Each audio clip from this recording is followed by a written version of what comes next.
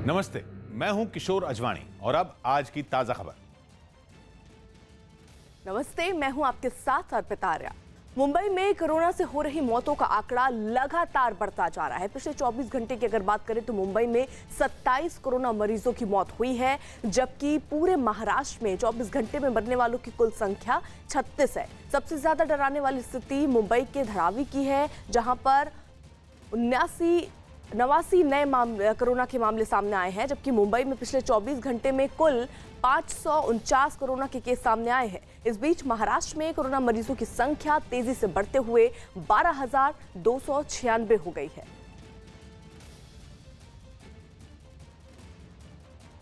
उत्तर प्रदेश के गोरखपुर में सख्ती से लॉकडाउन का पालन करवाने के लिए पुलिस वालों ने फ्लैग मार्च किया। पुलिस वालों ने लोगों से घरों में रहने की अपील की और पूरे इलाके में व्यवस्था बनाए रखने के लिए पुलिस वालों ने फ्लैग मार्च निकाला। इस फ्लैग मार्च में शामिल पुलिस वाले अलग अलग लाइनों में खड़े हुए और फिर सड़कों पर फ्लैग मार्च किया, जबकि कई पुलिस वाले स्कूटर पर सवार होकर इस मार्च में शामिल हुए। इस फ्लैग मार्च के दौरान पुलिस वालों ने सोशल डिस्टेंसिंग का भी ध्यान रखा और एक दूसरे से दूरी बनाए रखी। हर आदमी 2-2 मीटर की दूरी बनाए एक दूसरे से। पूरे इलाके में फ्लैग मार्च के साथ ही पुलिस वालों ने ड्रोन से भी निगरानी की, साथ ही लोगों से लॉकडाउन के नियमों का पालन करने की भी अपील की। लॉकडाउन बढ़ गया है और स्थितियां अभी सुधरी नहीं है। मैं लोगों से यही गुजारिश करूंगा, लॉकडाउन का पालन करें, अपने अपने घरों में रहें। लेबनान की राजधानी बेरूत में सरकार विरोधी प्रदर्शनकारियों की सेना के साथ जोरदार झड़प हो गई। कोरोना वायरस के खतरे के बीच वहां सैकड़ों लोग महंगाई, भ्रष्टाचार और बेरोजगारी के खिलाफ प्रदर्शन करने उतरे थे। लेकिन हालात ऐसे हो गए कि वहां सेना को उतारना पड़ा। रोके जाने से भड़के प्रदर्शनकारियों की जवानों के साथ हाथापाई शुरू हो गई। इससे पहले ये लोग वहां नियमों को तोड़कर राजधानी बेरूत की सड़कों पर इकट्ठा हो गए और सरकार के खिलाफ प्रदर्शन शुरू कर दिया। सेना की कार्रवाई पर लोगों का गुस्सा और भड़क उठा और उन्होंने पथराव शुरू कर दिया। गुस्साए प्रदर्शनकारियों ने वहां जमकर तोड़फोड़ की। कुछ लोग एक इमारत की खिड़कियों को तोड़ते नजर आए। इस दौरान वहां आगजनी भी की गई। प्रदर्शनकारियों ने जगह जगह आग लगाकर रास्ते बंद कर दिए। बवाल बढ़ता देख सुरक्षा बल ने भी मोर्चा संभाला और आंसू गैस के गोले दागकर प्रदर्शनकारियों को खदेड़ने की कोशिश की। बताया गया इस हंगामे में कुछ एम्बुलेंस भी फंस गईं, जिनको किसी तरह वहां से निकाला गया।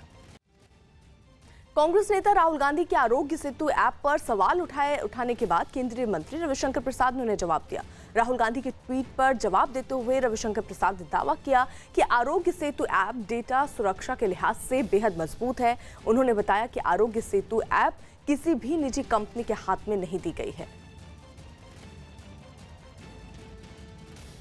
केंद्रीय मंत्री रविशंकर प्रसाद ने एक ट्वीट किया और उस ट्वीट में उन्होंने लिखा कि रोज एक नया झूठ। आरोग्य सेतु एक शक्तिशाली साथी है जो लोगों की सुरक्षा करता है। डेटा सुरक्षा के लिहाज से ये बेहद मजबूत है। जिन लोगों ने अपने पूरे जीवन को निगरानी में रखा वो नहीं जानते कि अच्छे के लिए तकनीकी का फायदा कैसे उठाया जा सकता है। आरोग्य सेतु की सराहना पूरी दुनिया में हो रही है और इस ऐप की निगरानी की जिम्मेदारी किसी निजी कंपनी के हाथ में नहीं दी गई। मिस्टर गांधी, अब आपको ऐसे लोगों से ट्वीट करवाना बंद कर देना चाहिए जो भारत को समझते ही नहीं है।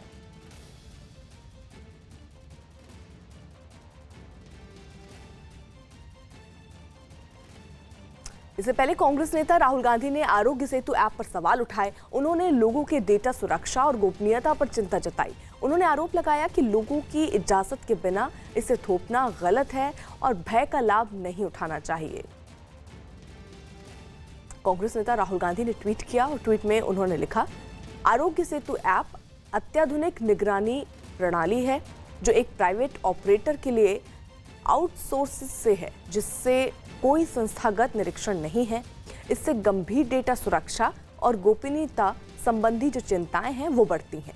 तकनीक हमें सुरक्षित रखने में मदद कर सकती है, लेकिन नागरिकों की सहमति के बिना उनको ट्रैक करने के लिए डर का फायदा नहीं उठाया जाना चाहिए। राहुल गांधी के अलावा AIMIM अध्यक्ष असदुद्दीन ओवैसी ने भी आरोग्य सेतु ऐप पर सवाल उठाए। असदुद्दीन ओवैसी ने सरकार पर इसके जरिए लोगों का निजी डेटा हासिल करने का आरोप लगाया, जिसके बाद बीजेपी ने उन्हें जवाब दिया। कोरोना वायरस से बुरी तरह जूझ रहे इटली को अब पटरी पर लाने की कोशिश शुरू हो गई है। कोरोना की वजह से बंद पड़ी कार बनाने वाली फैक्ट्रियों को दोबारा खोल दिया गया। जिसके बाद वहां पर एक बार फिर से काम शुरू हो गया। 7 हफ्ते बाद फैक्ट्रियों में लौटे कर्मचारी पहले की ही तरह पूरे जोश के साथ काम करते दिखाई दिए। हालांकि फैक्ट्रियों की तरफ से अब भी सतर्कता बरती जा रही है, जिसके बाद सभी कर्मचारी मास्क और दस्ताने पहनकर काम करते नजर आए। इस दौरान सोशल डिस्टेंसिंग का भी पूरा ख्याल रखा गया और सभी लोग एक दूसरे से दूर खड़े होकर काम करते दिखे। कर्मचारियों के बीच में एक प्लास्टिक की शीट भी लगी नजर आई, जिससे कि वो एक दूसरे के संपर्क में ना आ सकें। अपनी शिफ्ट शुरू होने से पहले कर्मचारी औजारों को सैनिटाइज करते भी दिखे।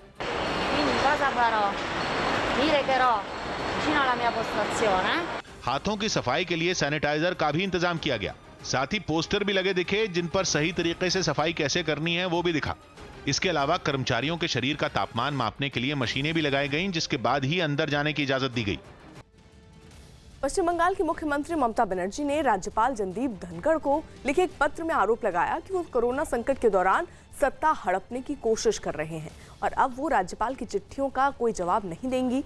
राज्यपाल जगदीप धनखड़ की तरफ से कोरोना से जुड़े मामलों को बार बार उठाए जाने से ममता बनर्जी नाराज हैं। राज्यपाल ने ममता सरकार पर कोरोना के आंकड़े छिपाने का आरोप लगाया था, जिसके बाद ममता ने पलटवार किया। ममता ने लिखा कि राज्यपाल राज्य सरकार के साथ नहीं बल्कि उनके खिलाफ काम कर रहे हैं। लॉकडाउन में फंसे मजदूरों को लेकर एक स्पेशल ट्रेन तेलंगाना के लिंकमपल्ली रेलवे स्टेशन से झारखंड के हटिया पहुंची। इन मजदूरों को वापस लाने के लिए झारखंड सरकार ने रेल मंत्रालय से स्पेशल ट्रेन चलाने की अपील की थी, जिसके बाद तेलंगाना से मजदूरों को लेकर एक स्पेशल ट्रेन झारखंड के हटिया पहुंची। जैसे ही ट्रेन प्लेटफॉर्म पर पहुंची, कुछ पुलिस वालों ने मोर्चा संभाल लिया और लोगों को ट्रेन से उतारने में जुट गई। सोशल डिस्टेंसिंग का पालन करवाते हुए कुछ पुलिस वाले उन्हें प्लेटफॉर्म से बाहर निकलवाते दिखाई दिए। इस बीच एक पुलिस वाला यात्रियों से तय दूरी बनाने की अपील भी करता नजर आया। निर्धारित दूरी को बरकरार रखेंगे, अपने। इतना ही नहीं, वहां की पूरी सरकारी व्यवस्था लोगों की मदद में जुटी दिखी। एक कतार में प्लेटफॉर्म से बाहर निकल रहे इन यात्रियों का गुलाब का फूल देकर स्वागत किया गया, जबकि ड्यूटी पर तैनात स्वास्थ्य विभाग से जुड़े लोगों ने एक एक कर सभी लोगों का तापमान मापा। इसके बाद सभी यात्री रेलवे स्टेशन के बाहर खड़ी बसों में सवार होने के लिए आगे बढ़ गए। 1250 से अधिक लोग आए हैं, उनके लिए बसेस लगी हुई हैं, जैसा कि आप देख सकते हैं। बसेस जो हैं यहाँ से उनके जिले लेके जाएंगे, जिले में वहाँ पे स्क्रीनिंग होगी, स्क्रीनिंग होने के बाद उनको क्वारंटाइन किया जाएगा। उत्तरी कश्मीर के कुपवाड़ा जिले के हंदवाड़ा में सुरक्षा बल के साथ एक मुठभेड़ में 2 आतंकी मार गिराए गए। इससे पहले दक्षिण कश्मीर के पुलवामा में 2 आतंकियों को मार गिराने में सुरक्षा बल को कामयाबी मिली थी। पुलवामा में मुठभेड़ दोपहर में शुरू हुई, जबकि हंदवाड़ा में शाम के वक्त सेना ने सर्च ऑपरेशन चलाया। बताया जा रहा है कि हंदवाड़ा में अब भी एक आतंकी के वहीं छुपे होने की आशंका है, जबकि पुलवामा में 4 से 5 आतंकियों के छुपे होने की आशंका जाहिर की गई है।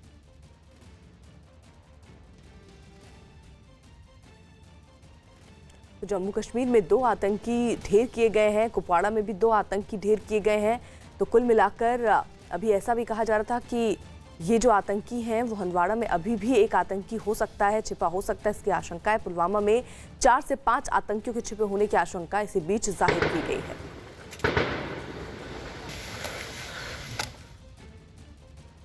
लॉकडाउन में दूसरे राज्यों में फंसे राजस्थान के कुछ लोगों को बसों के जरिए चुरू लाया गया। ये सभी लोग लॉकडाउन लागू होने से पहले किसी न किसी काम से प्रदेश से बाहर गए थे और लॉकडाउन की वजह से वहीं फंस गए थे, जिन्हें कुछ बसों की मदद से चुरू लाया गया। बसों से उतरते ही सबसे पहले इन लोगों के हाथों को एक पुलिस वाला सैनिटाइज करता दिखाई दिया। इसके बाद बस स्टैंड पर ही इनकी मेडिकल जांच भी की गई। इस दौरान सोशल डिस्टेंसिंग का खास तौर पर ध्यान रखा गया और सभी को तय दूरी पर बैठाया गया। डॉक्टरों की एक टीम ने एक एक कर सभी लोगों के शरीर का तापमान भी मापा। बताया गया कि बसों के जरिए दूसरे राज्यों से प्रदेश लौटे सभी लोगों को फिलहाल क्वारंटीन में रहना होगा। ये जो पूरा सिलसिला है ये अगले 3-4 दिन तक लगातार चलता रहेगा, जब तक कि सभी लोग जो दूर दूर से भी हैं वो यहाँ पर बाय रोड वापस नहीं आ जाते। दिल्ली अल्पसंख्यक आयोग के अध्यक्ष जफरुल इस्लाम खान के खिलाफ 106 जानी मानी हस्तियों ने दिल्ली के उपराज्यपाल अनिल बैजल को चिट्ठी लिखी है। इन लोगों ने जफरुल इस्लाम खान पर सख्त कार्रवाई और पद से हटाने की मांग की। जफरुल इस्लाम खान का कार्यकाल जुलाई में खत्म हो रहा है। गणमान्य लोगों ने उन्हें तत्काल हटाने की मांग की है।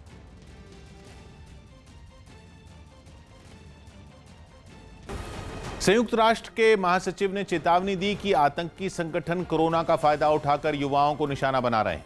संयुक्त राष्ट्र के महासचिव एंटोनियो गुतेरेस ने कहा कि ऐसे युवा जो कोरोना के खतरे की वजह से अपने घरों में हैं और अपना ज्यादातर समय इंटरनेट पर बिता रहे हैं, उनमें नफरत भरकर और उनके गुस्से का फायदा उठाकर उन्हें आतंकी संगठनों में भर्ती कराया जा रहा है। संयुक्त राष्ट्र के महासचिव ने दुनिया भर के देशों को चेतावनी दी है कि युवाओं में निराशा और गुस्से की वजह से वो आतंकी संगठनों में शामिल हो सकते हैं और दावा है कि कई देशों में सोशल मीडिया के जरिए इसकी कोशिश भी तेज कर दी गई है। संयुक्त राष्ट्र के महासचिव के मुताबिक कोरोना से पहले तक दुनिया में हर 5 युवाओं में एक अशिक्षित और एक हिंसा या संघर्ष से प्रभावित था। दावा है कि ऐसे युवा ही आतंकी संगठन का आसानी से निशाना बन रहे हैं, जिसे रोकने के लिए संयुक्त राष्ट्र के महासचिव एंटोनियो गुतेरेस ने दुनिया भर के देशों से युवाओं की प्रतिभा को बाहर लाने और उनके सहयोग को बढ़ाने पर जोर देने की नसीहत दी। इस वक्त कोरोना महामारी के साथ पूरी दुनिया की अर्थव्यवस्था पर एक बड़ा खतरा मंडरा रहा है। इस खतरे को कम करने के लिए दुनिया के तमाम देशों की सरकारें अपनी नीतियों के हिसाब से काम कर रही हैं और इसी बीच सोशल मीडिया पर एक मैसेज वायरल है जिसमें यह दावा किया गया है कि हॉटस्पॉट वाले इलाके में भारत सरकार राहत सामग्री के साथ पैसे भी बांटेगी और वो भी हेलीकॉप्टर के जरिए। क्या है इस मैसेज की सच्चाई?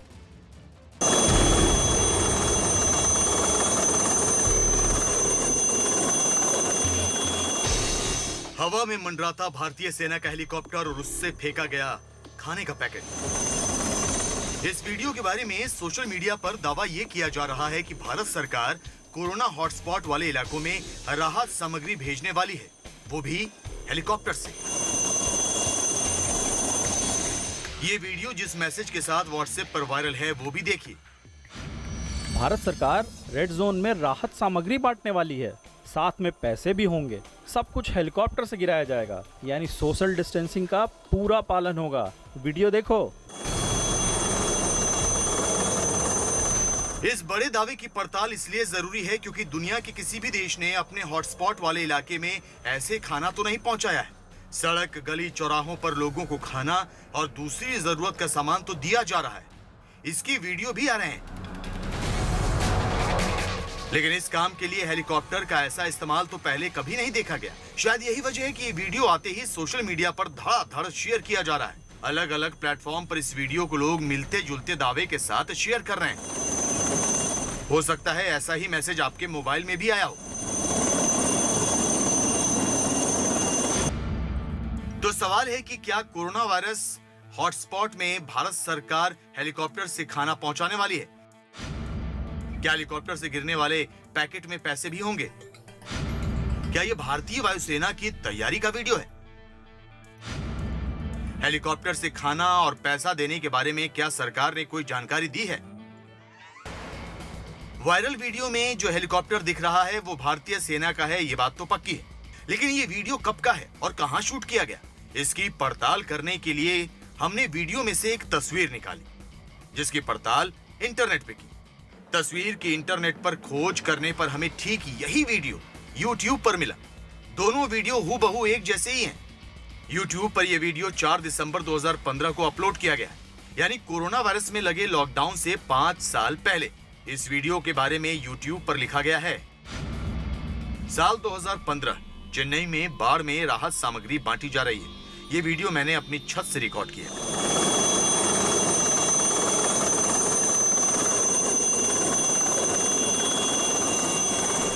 वीडियो इतनी वायरल है कि खुद भारत सरकार के प्रेस सूचना कार्यालय ने ट्वीट कर इस खबर को खारिज कर दिया। दावा, भारत सरकार हर शहर में हेलीकॉप्टर से पैसे गिराने वाली है। सच, भारत सरकार हेलीकॉप्टर से पैसे नहीं गिराने वाली। यानी भारत सरकार के हेलीकॉप्टर से पैसे और राहत सामग्री गिराने की कोई योजना नहीं है। खुद केंद्रीय मंत्री प्रकाश जावड़ेकर ने अफवाहों के दौर में केवल सरकारी सूचनाओं पर ही ध्यान देने की सलाह दी है। ऐसे समय इतनी अफवाहें फैलती है, इतने विभिन्न फोटो आते हैं, वो इस देश के है कि नहीं ये भी पता नहीं चलता। लेकिन इस तरह से बहुत सारी अफवाहें उठती है, उस पर विश्वास न करें। न्यूज़ 18 इंडिया की आपसे अपील है कि किसी भी मैसेज की सच्चाई जाने बिना उस पर ना तो विश्वास करें और ना ही उसे किसी और को फॉरवर्ड करें। इस तरह के किसी भी मैसेज से बहुत सावधान रहने की जरूरत है। न्यूज़ 18 इंडिया की पड़ताल में वायरल खबर गलत साबित हुई है। भारत सरकार किसी भी हॉटस्पॉट वाले इलाके में हेलीकॉप्टर से पैसे नहीं गिराने वाली।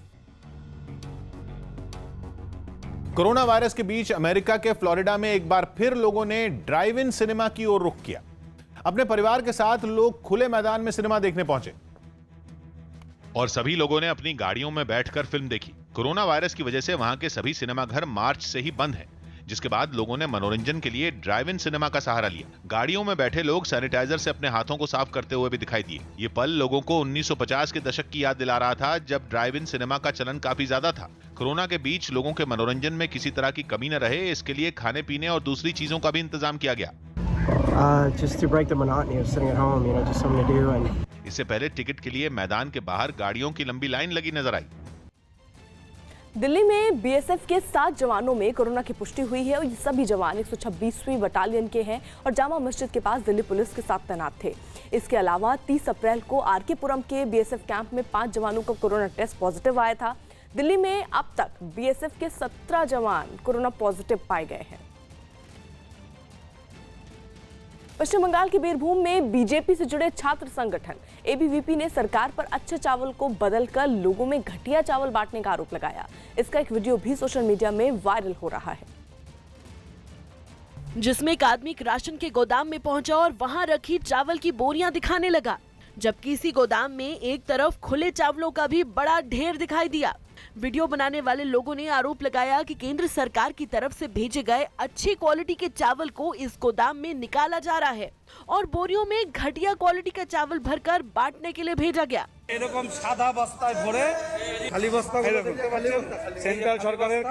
बीजेपी से जुड़े छात्र संगठन एबीवीपी के कार्यकर्ताओं ने टीएमसी पर केंद्र सरकार को बदनाम करने की साजिश का भी आरोप लगाया। केंद्रीय सरकार প্রতিটি গরিব মানুষকে মাথাপিছু 5 কিলো করে চাল দিচ্ছে, তো কেন্দ্রীয় সরকারকে বদনাম করার জন্য সেই নিম্নমানের চালটি সেই সরকারি বস্তার মধ্যে ভরে। कोरोना के खिलाफ जारी जंग में देश में लगातार टेस्टिंग का दायरा भी बढ़ता जा रहा है। आईसीएमआर यानी Indian council of medical research के मुताबिक लॉकडाउन के दौरान देश में अब तक 10 लाख लोगों का कोरोना टेस्ट किया जा चुका है, जबकि कोरोना की जांच का दायरा अब बढ़कर 75,000 प्रतिदिन हो गया है। इसके अलावा कोरोना की जांच के लिए इस समय देश में 419 टेस्टिंग लैब काम कर रही हैं, जबकि AIIMS, PGI Chandigarh, SGPIMS Lucknow और एम्स भुवनेश्वर जैसे 14 बड़े संस्थान कोरोना से जंग में बड़ी भूमिका निभा रहे हैं। साथ ही 15 अलग अलग संगठन देश के अलग अलग हिस्सों में किट और मेडिकल का दूसरा सामान पहुंचा रहे हैं। इसके साथ ही देश की कंपनियां भी अलग अलग तरीके से कोरोना के खिलाफ मदद कर रही हैं। लॉकडाउन के बीच यूक्रेन के खरसन में नियम तोड़कर किसानों ने सड़क पर प्रदर्शन किया। किसानों ने बताया कि उन्हें उनकी फसल की सही कीमत नहीं मिल रही, जिसके बाद नाराज किसान सड़क पर उतर आए और सरकार के खिलाफ उन्होंने प्रदर्शन किया। इस दौरान सभी प्रदर्शनकारी अपने चेहरे पर मास्क लगाए दिखाई दिए, लेकिन उनमें किसी ने भी सोशल डिस्टेंसिंग की परवाह नहीं की और एक दूसरे के बगल में ही खड़े होकर अपना विरोध जताते नजर आए। इस बीच हंगामा कर रहे किसानों ने रास्ते पर सब्जियां फेंक दी और उसे बंद कर दिया, जिसकी वजह से हाईवे पर लंबा जाम लग गया। कई गाड़ियां सड़क पर फंसी नजर आईं। प्रदर्शन कर रहे लोगों ने बताया कि फसलों का सही दाम नहीं मिलने की वजह से उनके सामने कई तरह की समस्याएं खड़ी हो गई हैं। किसानों के गुस्से को देखते हुए वहां के राष्ट्रपति ने सभी से शांति बनाए रखने की अपील की और उन्हें शुक्रवार को बाजार खुलने का भरोसा दिया। Дотримання усіх правил безпеки вже цієї п'ятниці ринки зможуть відновити роботу. दिल्ली में कोरोना के पिछले 24 घंटों में 384 नए मरीज बढ़े हैं, जिसके बाद दिल्ली में कोरोना के मरीज बढ़कर 4,122 पहुंच गए हैं। पिछले 24 घंटे में कोरोना के सबसे ज्यादा मरीज बढ़े हैं, जबकि 3 लोगों की मौत हुई है। दिल्ली में कोरोना से मरने वालों की संख्या 64 पहुंच गई। हालांकि दिल्ली में 24 घंटों में 89 मरीज ठीक हो गए। दिल्ली गुरुग्राम बॉर्डर पर पुलिस वालों ने सख्ती और बढ़ा दी है। कोरोना वायरस फैलने का खतरा बढ़ने के बाद हरियाणा सरकार ने अपनी सीमाओं को सील कर दिया है, जिसके बाद दिल्ली से गुरुग्राम जाने वाली सभी गाड़ियों को हरियाणा बॉर्डर पर रोक दिया गया, जिसकी वजह से वहां गाड़ियों की लंबी लाइन लग गई। पुलिस वालों ने हर एक गाड़ी के पास की जांच की और जिसके पास भी पास नहीं मिले उन्हें वापस भेज दिया गया। जांच कर रहे पुलिस वालों की कई लोगों से बहस भी हुई। नहीं बनाऊंगा तो डॉक्टर या आप लोगों के लिए मास्क कैसे बनेगा? कल आप लोगों के लिए भैया कल रुकना था ना, कल रुकना था ना, ऑर्डर नहीं हो रही होटल थोड़ी मेरे लिए नहीं, होटल तो वापस करिए। पुलिस वालों ने सिर्फ उन गाड़ियों को जाने की इजाजत दी जिनके पास गृह मंत्रालय की तरफ से जारी किए गए पास थे, जबकि जरूरी सेवाओं से जुड़े लोगों को भी पुलिस ने आगे नहीं जाने दिया। दिल्ली रेड जोन है, गुड़गांव ऑरेंज जोन है, ऐसे में ऑरेंज जोन को कुछ छूट मिली हुई है। अब वहाँ पर कई तरीके की दुकानें खुल सकती हैं, लेकिन उन दुकानों में काम करने वाले जो लोग दिल्ली से आ रहे हैं उन्हें यहीं रोका जा रहा है। पुलिस की सख्ती की वजह से कई लोग फंस गए और परेशान दिखाई दिए। मैं बोल रहा हूँ जिससे बात करना है, अगर वेरीफाई करना है, सारी चीजें करिए। हम वहाँ पे हैं, ये हमारा कार्ड है, मेरा जो भी लेना लीजिए आप, उसके बाद भी नहीं। हम कहाँ रुके मैडम, आप बताइए। बिहार की राजधानी पटना में दो बहनों ने दावा किया कि उन्होंने एक ऐसी टोपी बनाई है जो सोशल डिस्टेंसिंग का पालन कराने में मददगार साबित होगी। इस टोपी की खासियत है कि अगर कोई शख्स तय दूरी से ज्यादा करीब आएगा तो टोपी से अलार्म बज उठेगा। और इस टोपी को बनाने के बाद दोनों बहनों ने इसे एक बच्चे को पहनाकर दिखाया। जैसे ही इस बच्चे के पास दोनों बहनें पहुंची और 1 मीटर से कम का फासला बचा, अचानक अलार्म बजने लगा। इस टोपी को बनाने वाली आकांक्षा इंजीनियरिंग की पढ़ाई कर रही हैं, जबकि आस्था बीकॉम की स्टूडेंट है। सोशल डिस्टेंसिंग का पालन कराने के लिए इन दोनों ने ऐसी खास टोपी बनाने की सोची और इस पर काम शुरू कर दिया। पटना की रहने वाली दो बहनें आकांक्षा और आस्था ने एक ऐसी टोपी बनाई है जिसको पहनकर अगर आप बाहर निकल गए तो यह टोपी से खुद अलार्म बजने लगता है। तस्वीरों में भी आप साफ तौर पर देख सकते हैं। आकांक्षा और आस्था ने इस खास टोपी को बनाने के लिए घर में ही एक वर्कशॉप भी बनाई। इस टोपी में एक सेंसर लगा है और इसे चार्ज करने की जरूरत पड़ती है। लोकपाल के सदस्य रिटायर्ड जस्टिस अजय त्रिपाठी की कोरोना की वजह से मौत हो गई। Justice Ajay Tripathi corona positive पाए जाने के बाद पिछले 1 महीने से दिल्ली के एक एम्स अस्पताल में भर्ती थे। 62 साल के जस्टिस अजय त्रिपाठी पटना हाईकोर्ट के जज और छत्तीसगढ़ हाईकोर्ट के चीफ जस्टिस भी रह चुके थे। कोरोना होने के बाद पिछले 3 दिन से उनकी हालत बेहद गंभीर थी और आखिरकार डॉक्टर उन्हें बचा नहीं पाए। लॉकडाउन के बीच फ्रांस की राजधानी पेरिस में लोगों की बोरियत दूर करने के लिए सिनेमा का इंतजाम किया गया। कोरोना वायरस की वजह से फ्रांस में 11 मई तक लॉकडाउन है और लोग अपने घरों में कैद हैं। जिनके मनोरंजन के लिए एक इलाके में इमारत की दीवार पर प्रोजेक्टर की मदद से फिल्म दिखाई गई, जिसे देखने के लिए लोग अपने घरों से बाहर निकले। उन्होंने सोशल डिस्टेंसिंग के नियमों का भी पूरी तरह ख्याल रखा। कुछ लोग सड़क पर दूरी बनाकर बैठ गए तो कुछ लोगों ने अपने मकानों की बालकनी में ही बैठकर फिल्म का मजा लिया। Moi, je trouve que c'est une super initiative, c'est sympa pour tous les gens qui habitent le quartier. France उन देशों में शामिल है जहां कोरोना वायरस के मामले सबसे ज्यादा हैं, इसलिए वहां पिछले कई दिनों से लॉकडाउन जारी है। दिल्ली के कापसहेड़ा में 41 नए पॉजिटिव मरीज सामने आए और इस इलाके में 15 दिन पहले टेस्ट हुए थे, जिसमें एक ही व्यक्ति पॉजिटिव था, लेकिन उसके बाद 41 लोग कोरोना पॉजिटिव हो गए। बताया जा रहा है कि जो लोग कोरोना पॉजिटिव पाए गए वो सभी एक ही मकान में रहते हैं। अभी तक मिली रिपोर्ट के मुताबिक 41 लोग कोरोना पॉजिटिव हैं, जबकि 3 की रिपोर्ट अभी आनी बाकी है। लॉकडाउन की वजह से कश्मीर में फूलों के कारोबार को भारी नुकसान पहुंचने का अंदेशा है। इस कारोबार से जुड़े लोगों और उनके लिए काम करने वाले मजदूरों पर तो बेरोजगारी की तलवार लटक रही। इस संकट को देखते हुए कारोबारियों ने सरकार से मदद की गुहार लगाई, क्योंकि लॉकडाउन की वजह से फूलों के कारोबार को भारी नुकसान पहुंचा है। इस कारोबार से जुड़े लोगों की दलील है कि जिन फूलों की मांग वो पिछले साल तक पूरी नहीं कर पा रहे थे, आज उन फूलों के लिए बाजार में खरीदार नहीं है। लास्ट ईयर हमारा इस टाइम में सेल हुआ, मतलब 100% में से 25% अभी सेल हुआ है। कश्मीर में ऐसी हजारों नर्सरियां हैं जो लॉकडाउन की वजह से बंद हैं और वहां फूलों के पौधे पड़े पड़े खराब हो रहे हैं। यही नहीं, जो मजदूर इस कारोबार से जुड़े हैं उन्हें तो अब नौकरियां जाने का भी डर सता रहा है। हमारा घर भी चलता है, जैसे हम 10 से 15 आदमी काम करते हैं, हमारा घर भी चलता है। तो जब यहाँ कुछ आएगा नहीं तो हमारा घर भी कैसे चलेगा।